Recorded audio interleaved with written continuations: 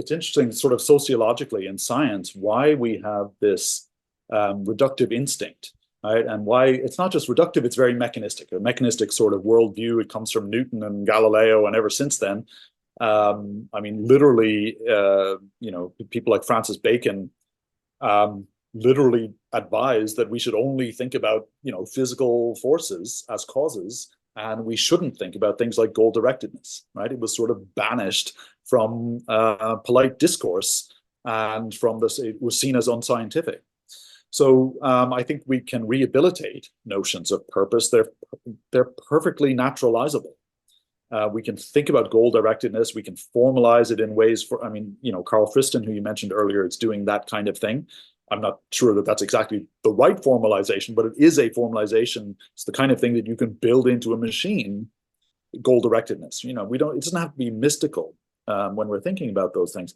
But also there's another sense in which physics has, I think, exerted a kind of influence where they lay claim to what is fundamental, right? So many physicists will claim the fundamental stuff of the universe is these particles and these laws and these constants and these equations. That's the fundamental stuff, and everything else comes from that. Everything else, even might emerge from that, but it can be, in a sense, derived from that. And I just think that's just a mistake. For example, I think there are lots and lots of systems principles that just hold, right? They're just sort of abstract mathematical truths. So, I mean, we talked about natural selection. That's a great example. The algorithm of natural selection just holds. You can apply it to species, but you can apply it to computer programs. You can apply it to all sorts of things, right? It's just an abstract mathematical kind of process, and it has a certain, with a certain kind of an effect. So it can be derived from the laws of physics.